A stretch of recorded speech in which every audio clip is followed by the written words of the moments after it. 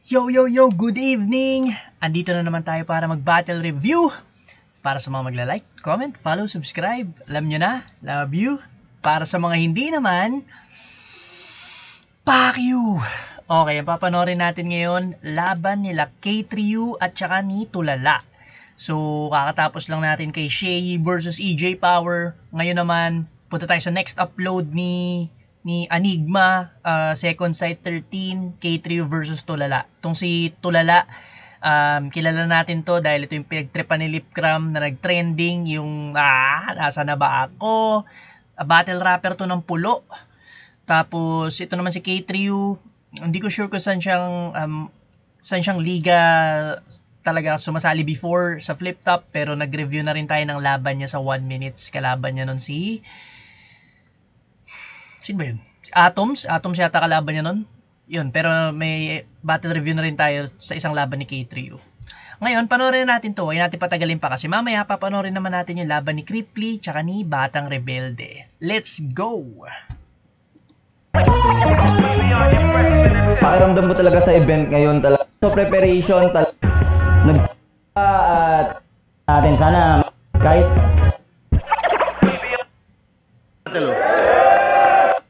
tayo lahat para kay K3U. Bakit di mo abutin? Ang dami mong pangarap, bakit di mo abutin? Ulap Clothing Unhinged. Diba naman?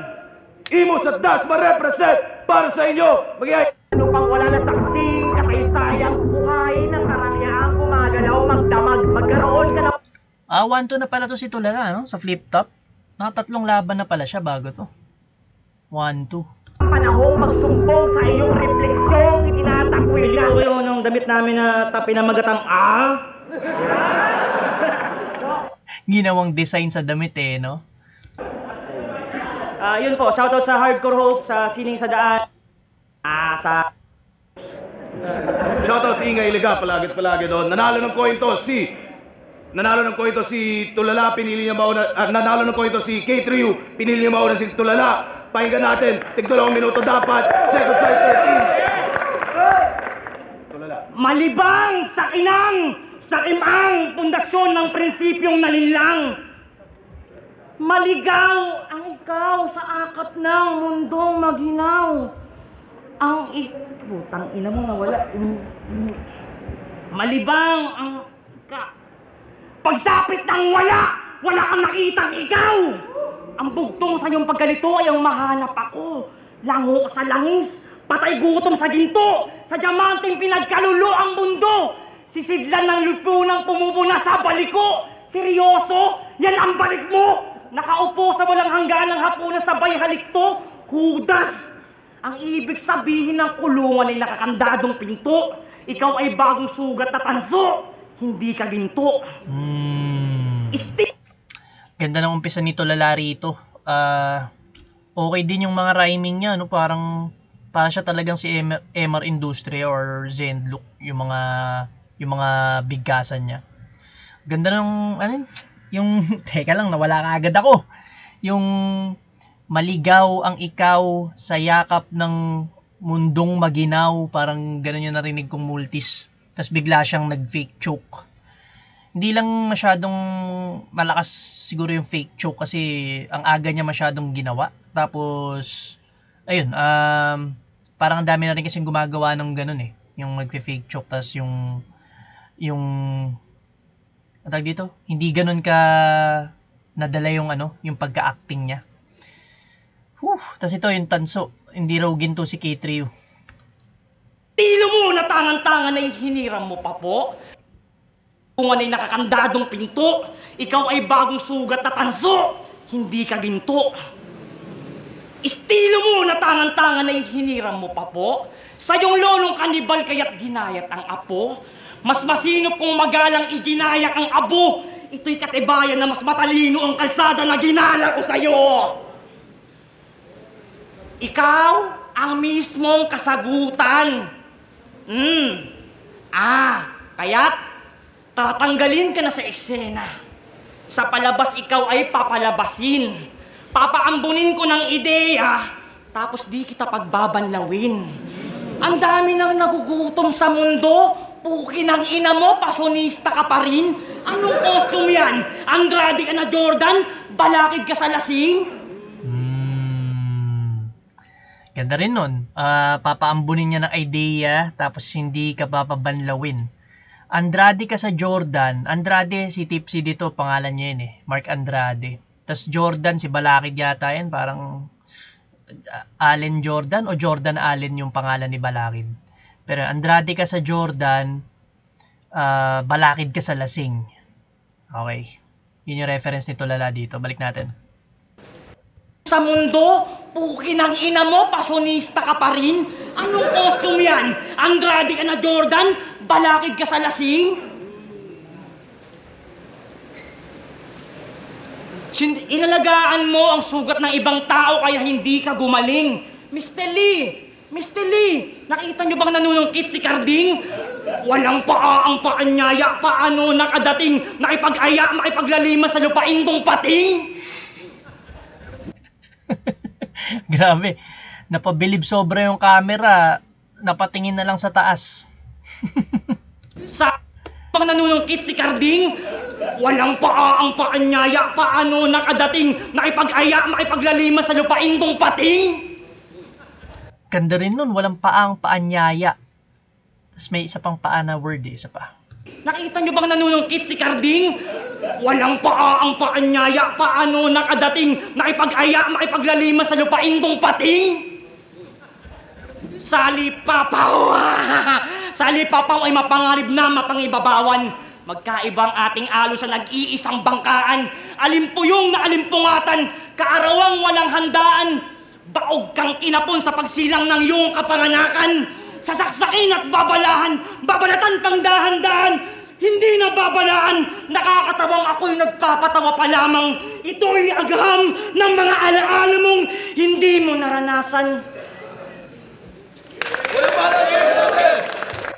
Okay, round 1 ni Tulala. Ganda ng ano niya. Pinakita niya agad yung style niya. Yun nga, yung mga nagbitaw agad siya ng mga malalalim na salita rito, no? Pero ang ganda rin ng mga multis niya. And then yung wordplay niya. Paa, paanyaya, paano nakarating. Tapos yung difference nila ni K3U. Yung huli niyang sinabi. Ganda rin. Panoorin muna natin yung round 1 ni K3U bago natin i-judge. Check! Di ba yan yung ayaw ni Balakid? Yung hindi applicable sa kalaban yung sulat? Lazy writing? Mas tamad pa sa tamad na tinamad si Pagin? Tangina ano yan? Nasulat mo na 5 months ago?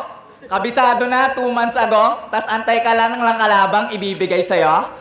Ha? Sa mukhang makapal, ako ang sampal. Na. Dame, son. Sa linya mong about sampal, kami ay napa-face palm, epic fail, man. Hindi nakaka-amaze. Such a disgrace, slapping stock sa comment section all over the place. Dahil sa linya mong sampal, you got slap in the face. Nang katotohanan sa mga hindi mahusay magtagalog ka lang nagiging epektibo. Abusado sa wikang Filipino dahil weak ang Pilipino. Mga linya ni Iyo, palikuran na nakaw ang pantatak. Wow. Multong baklang na isanla. Meow. Sinampalukang bulsa ng kangaroo. Ahoo! Indio! Walang bumibilib na tunay sa mga pakulumong lirisismo. Yung mga taga-yoyoan mo ang patunay na nakakasama ang kolonyalismo. Okay. Tinira agad ni K3U dito yung style ni Tulala. Yung hindi nga siya accessible sa karamihan kasi dahil dun sa mga malalalim niyang mga salita. Tapos, ganda rin ng double meaning niya yung malakas si Tulala sa wikang Filipino. Kasi weak ang Filipino. Dahil nga yun, dami nga nagtataglish-taglish ganyan. Yun yung inaano ni K3U, yung style ni Tulala agad dito. Tapos yun, parang generic daw yung mga bitaw ni Tulala, applicable kahit sinong kalaban niya. Yung una niyang sinabi, yung kabisado niya na sinulat niya 5 months ago, kay nabisado niya 2 months ago, tapos kahit sinong iharap sa kanya, pwede niyang ibitaw yung mga yun, no? Kasi yung mga malalalim niyang sinulat. Ganda rin. Nasaan na ba? Tunay na nakakasama ang kolonyalismo. Nasaan na ba ako? Yan ang kanyang sinisigaw. Nakakatawang yung ermitanyo pa ang naliligaw. Sa Quezon City, sa may branded, doon niya tinulayon. Kung usapang foundation, tang ina ang lalanon. Panay ka wikang Filipino, di ka pamilyar sa Quezon, tang ama mo. Ha? Pero ang pinaka gusto kong linyanita nga, isa siyang alien na walang mata. Ang pangit nito. Isa rin akong alien na walang eye. Ako ang balakid sa'yo. Alien na walang eye o omatic. Alien na walang eye. Ako ang balakid sa'yo. Kasi yung alien, pag inalis mo yung eye, magiging Allen. Pangalan ni balakid yun. Allen. Jordan. Kanina sinabi nito Lala, Jordan. Pangalan din ni balakid, Jordan yun. Jordan Allen, no? Tapos si K3U naman, sinabi isang pangalan ni balakid dito, yung Allen. Alien na walang eye. Korean. Ang pangit nito.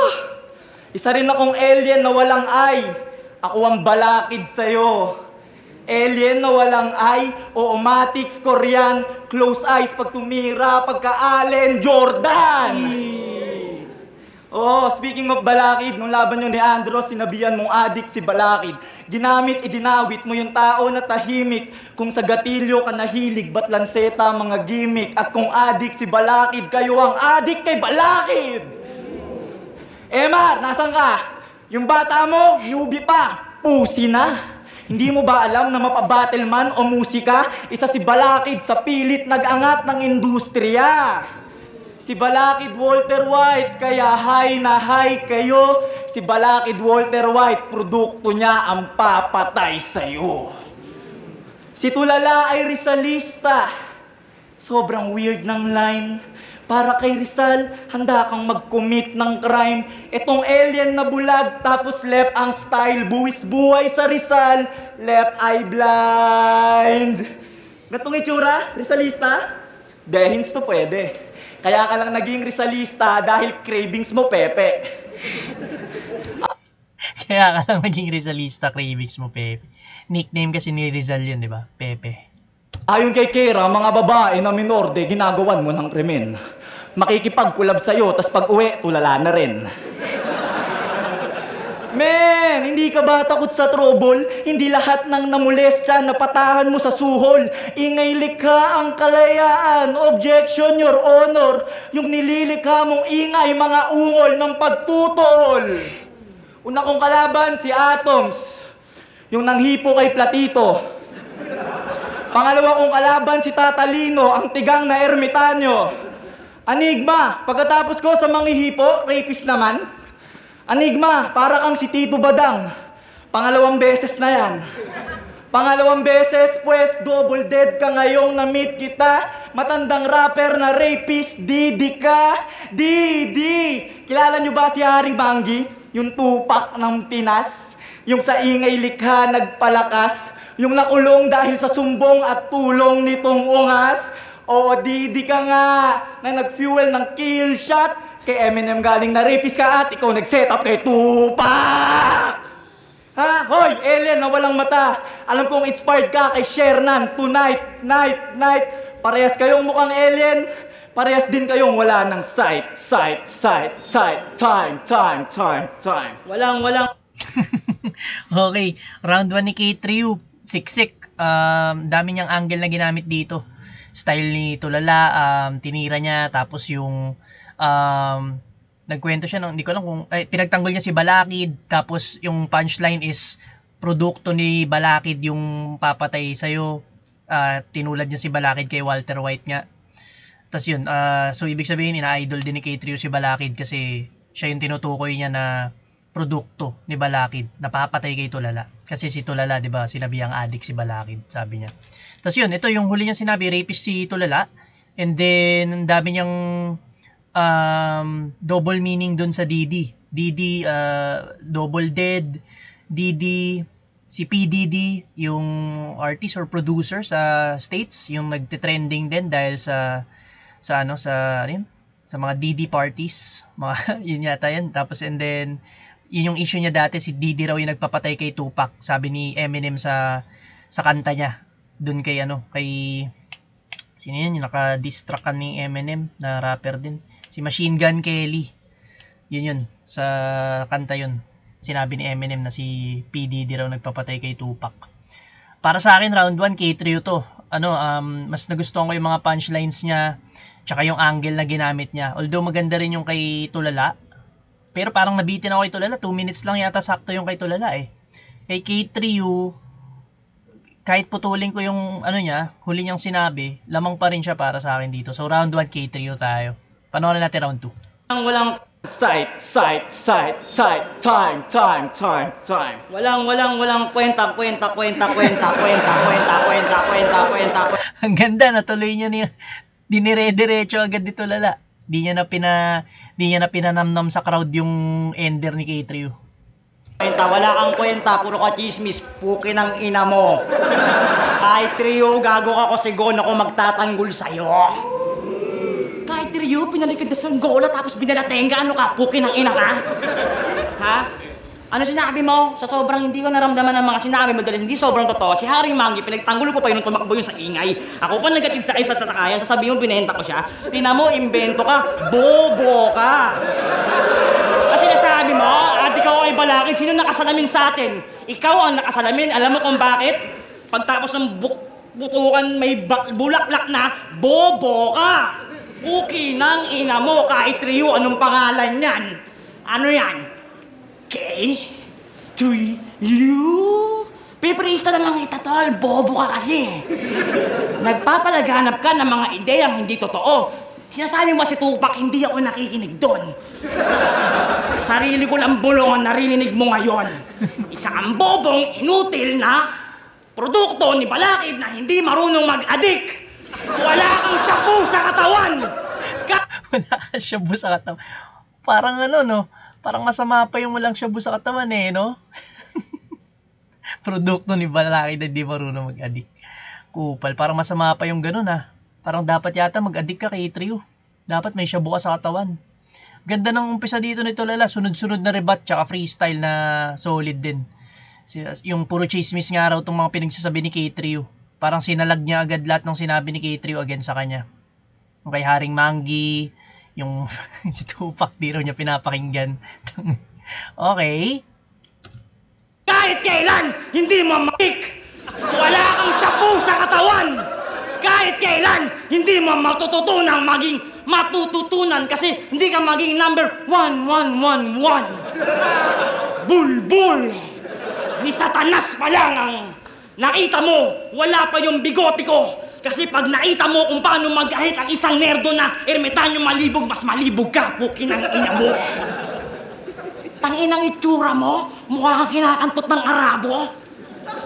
Ganyan ba gusto mo? Sasabihin mo manyais ako? Tinan mo nga itsura mo. Gusto mo kantutin kita dito? Manyais ako ha? Gusto mo patunayan ko ha? Freestyle lang naman, bobo pala to eh. Puro chismis lang pala ang daladala mo. Nakita kita ang ganda-ganda mo. Oh, bobo ka kasi. Puro ka chismis. Akala ko pa naman, hindi ka naglilitis kasi kamukha mo si Chiswis. O ano, Kamukha mo, Chiswis. Ano yun? Chiswis. Nag-freestyle na lang talaga dito si Tulala. Tinuloy niya na yung rebat niya, tapos dinerecho niya ng freestyle. Pero malakas pa rin. Lakas ng freestyle niya. Nakukuha niya pa rin yung crowd dito. Wala siya masyadong mga dead air. Solid pa rin. Tuloy natin. Okay na yung katumbas na natin na sinasabi mo, bobo ka kasi. Gusto mo panalo na. Panalo na si Kahit Rayo ngayong gabi, palakpakan para kay Kahit Rayo. Ang isang bobong inutil na walang kwenta magsalita, puro imbento. Ang galing niya na kasi magkabisa, bulbul. Ibabalato ko na sa'yo ang gabi, bulbul, na natili ka na langging. Bulbul! At ito'y tatambukin ko, Ebola, bulbul! Bukin ang ina mo, ito ay 3, bulbul! Walang kwenta, mga sulat, puro invento! Eto na, kami, pariwa! Ina mo, round 2, sa'yo na! Basta mananatiling, bobo ka! Bukin ang ina mo! Time! Pure freestyle, round 2 ni Tulala dito. Nawala siya dun sa ano niya, ang layo ng round 1 niya sa round 2 niya. Round 1 niya talagang pretense niya na style niya na malalim yung mga salita, sunod-sunod, and then dito sa round 2, freestyle na, yung iba walang sense. Kamukha si Cheese Whiz. Tapos ano pa ba? Basta may mga walang sense eh. Tapos yun, umuulit yung rhyming. Di ko alam kung, pero malakas pa rin niya. Yun nga, sabi ko, malakas pa rin yung freestyle niya. May ano pa rin, may tawag dito, may mga punchlines, tapos yung delivery niya, ang solid, nagwawala siya rito, yung performance niya, energy niya, ang taas. Tignan natin round 2 ni K3. Parang naiinis pa nga si K3 kasi, syempre, parang finrestylan lang siya, no, round 2.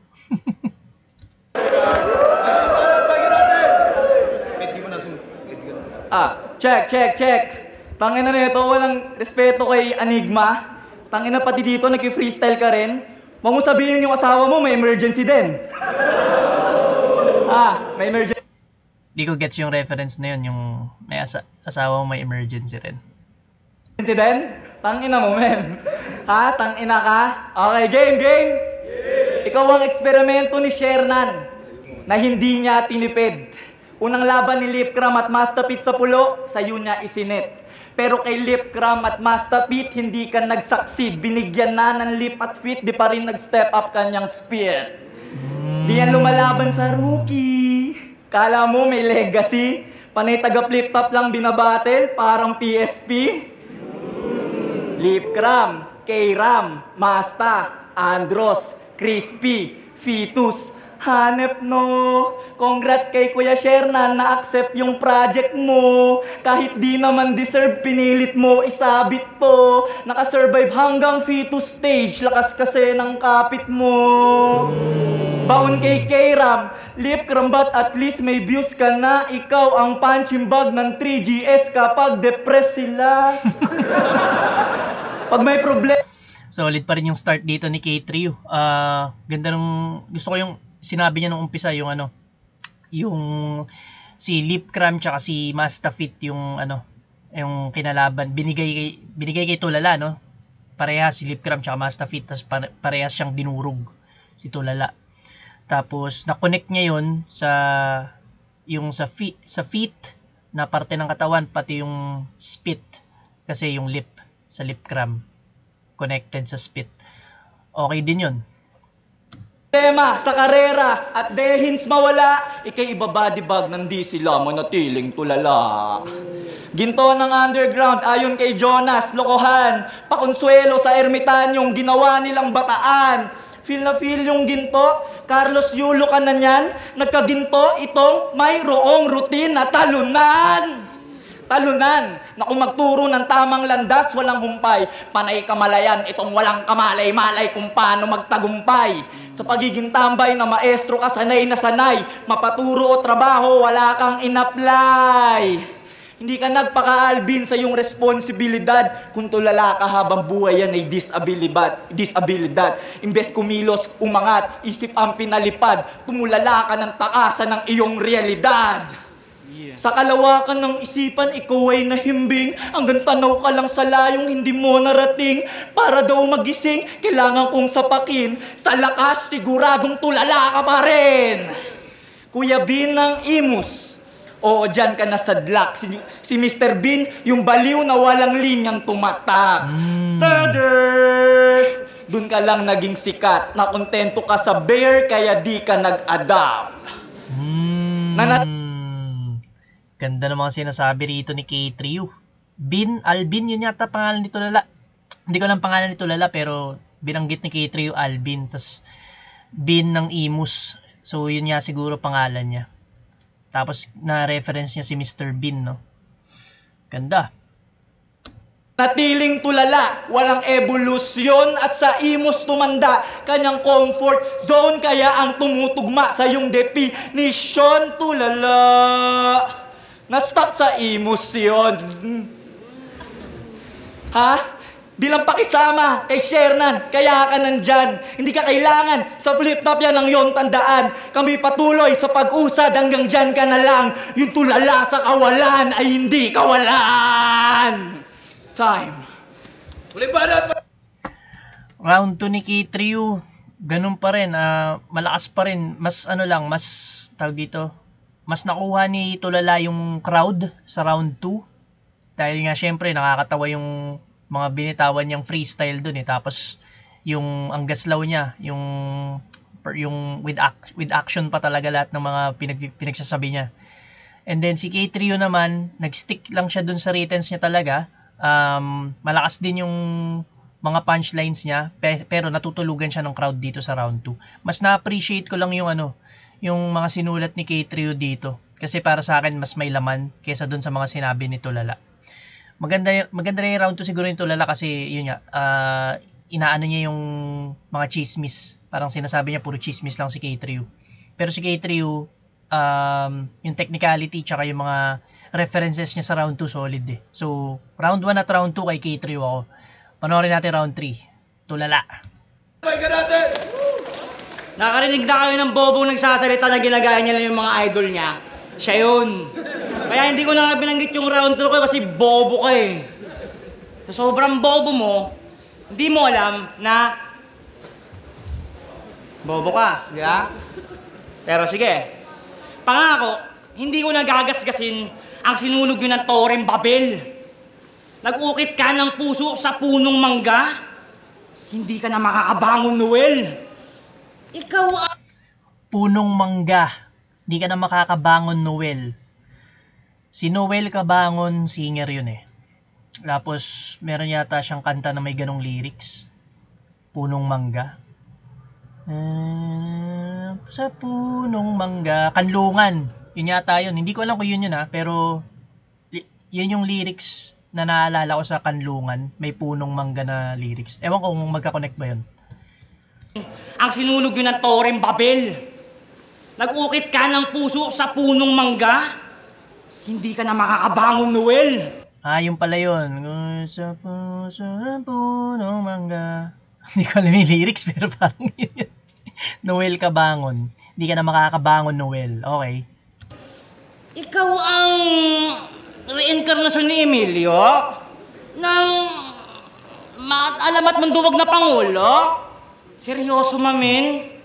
Gago, hindi ka parte ng taksil na brigada ng kawit. Ika'y fiksyonal na karakter. Ikaw si Huben. Napanood niya yan? Mga era? Hindi ko na-gets yung reference na Huben na yun pero mukhang okay din yung reference na yun. Hindi ko lang na-gets, sayang. Kung magiging aso ka, anong papangalan mo sa amo mo? Anong papangalan mo?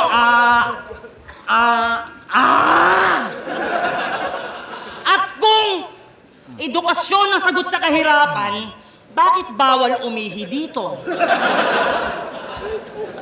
Baliw na mga awis, sintonado na pito-pito, keso dito sa kasaysay ng kasaysayan ay litong, hilot, ngilong, bingot!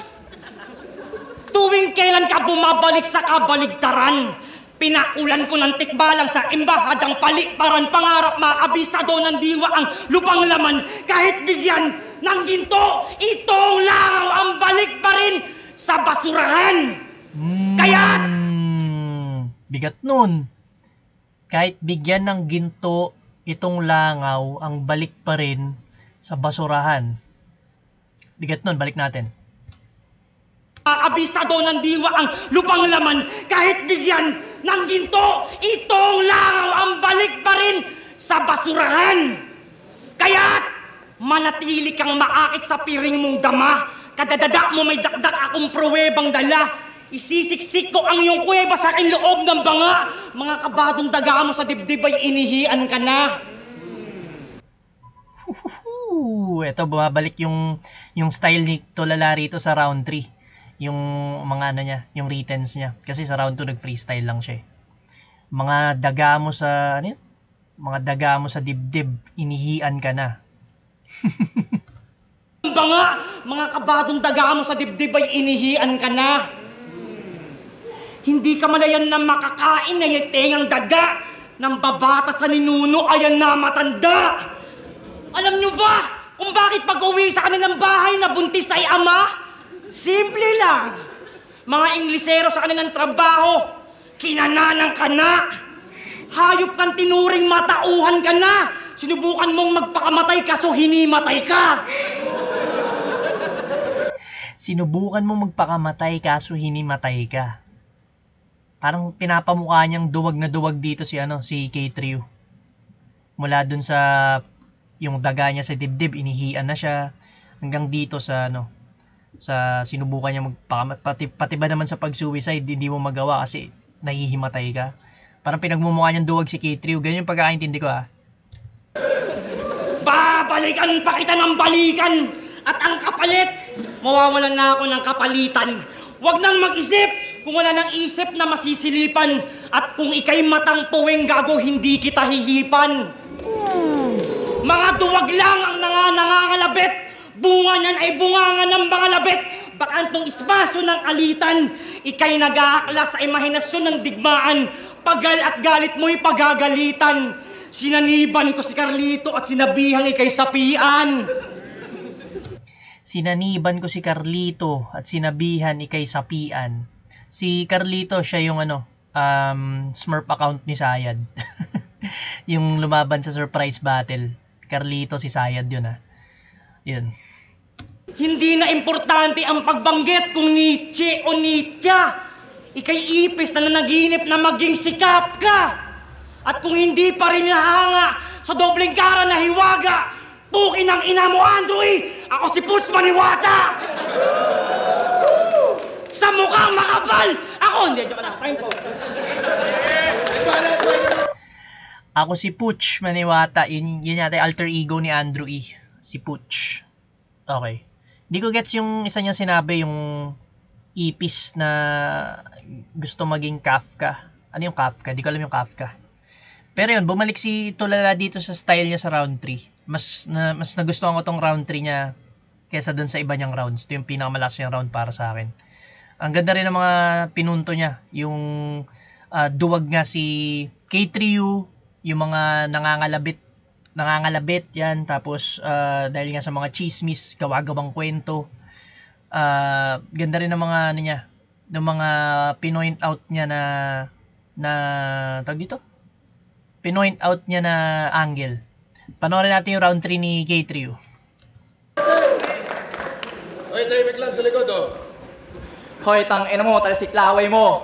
Punong-punong na ako ng likido. Tinitiro mo pa si Andrew kung guwiring kitang espiritu. Tangina mo, sumasabat ka pa. Tangina, sumasabat Pumipredict, sumasabat, walang respect. Galawang rapist, tumitira kahit na walang consent. Solid yung rebut na yun. Nadali si Tulala dun. Dinistract niya. Tapos yung sinabi niya rin yung rapist si Tulala nung round 1 So parang na-connect niya yun. Ang galing lang ng pagkaka-deliver ni K3U kasi ang linis. Parang hindi siya nag-isip masyado Tuloy-tuloy lang Hindi ko alam kung naka-pre-med na yun o ano. Pero naka-connect kasi nga sinabihan niya ng rapist si Tulala. Balik natin ngayon.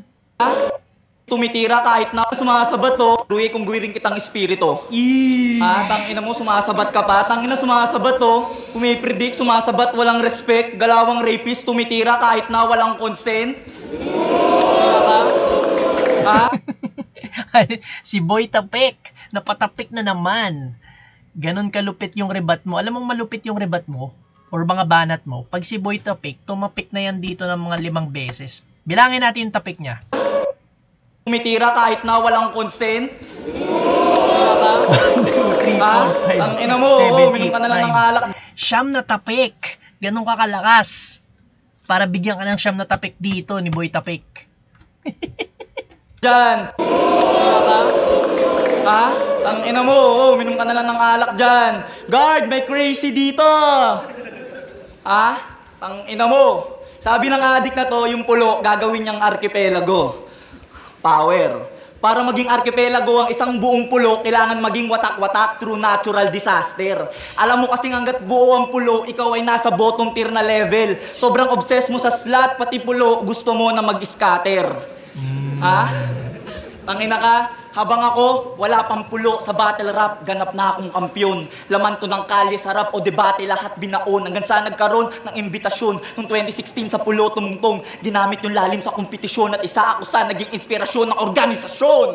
Nang dahil sa aking propesyon, ako'y biglaang nawala. Fast forward, February 2020, nang pumasok ng pulo si Tulala. Nang dahil sa'yo, yung buong bansa sinumpa. Nagkalat ka ng laway sa pulo, February 2020. After 1 month, yung COVID lumala. Nagka-lockdown bigla. Tangina mo, Tulala! Ikaw pa lang dahilan kung ba't may COVID Tulala ha. Kukuyugin to si Tulala. Dahilan ng COVID. Pero ang tagal na pala nito ni K3 sa eksena. Nag-selfie bars siya dito. 2016, nauna pala siya sa pulo, no? Sa pulo rin pala galing to si K3, di ko alam yun. Yun yung sinasabi ni K3 dito. Tapos nahinto lang siya dahil sa trabaho. Kung bakit pangit branding, tangina mo, Tulala! Kung bakit pangit branding ng pulo, ikaw ang salarin. Epekto mo sa pulo, mala COVID-19. Na-discriminate ang pulo, kesyo walang magaling nung ikaw ang bumuga at nag-viral sa scene. Fast forward, January 2023, si Shernan sa Facebook nagdrama, K3U, nasan ka na? Ako naman nag-alala. Kaya nireplyan ko siya ng, boss, kupal ka ba? Nagpapahinga pa ako, huwag kang kupal, tanga. Ha? De, joke lang yun. Shernan, salamat. At anong pakiramdam na kahit ikaw ang kanyang yakap-yakap, ako pa rin ang hanap-hanap. Kabit. Hindi. Yung kanyang dahilan, agad ko natunugan. Sa kanyang kaharian, nagkaroon ng tulisan. Alis go ng pulo, yan ang ginaganapan. Panggap na makabayan, pero ang katotohanan ay isa kang lapastangan sa buong kapuluan. Dinami mo pa sa battle si Lil Jan, ba't sa patay ka nagbiro? Anak turing sa'yo ni Shernan, kaya hindi ka kinibo. Pero di ako konsentidor, yun ay ibabalik sa'yo. Isasakay ka sa motor, ako ang babaril sa'yo. Igaganti ko si Lil Jan, I'm serious. Kahit umuwi ka at maging cautious, sisiguraduhin kong hindi lang si Lil Jan ang mamamatay sa imus. Maaring nauto mo si Shernan, tangina mo. Pero ito ang sigurado ako. Pag pinatay kita, muling iiyak si Shernan sa flip-top stage para sa'yo.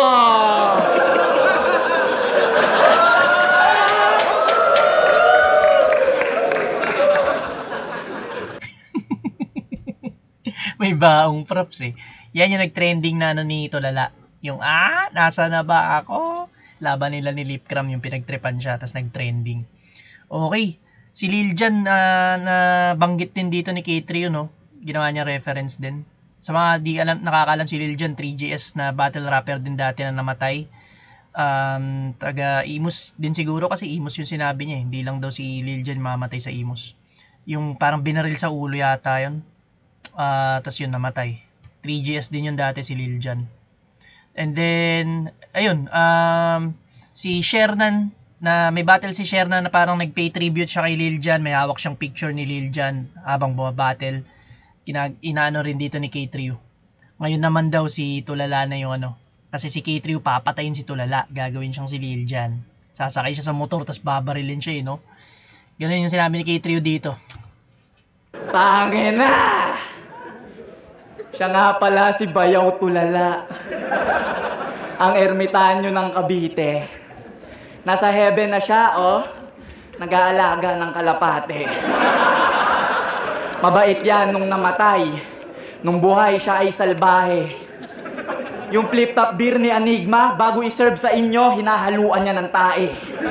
Liquid na pururot yung kasangkapan, pampagana sa inuman. Sobrang lutang, pati yung beer gusto niya, may lumulutang.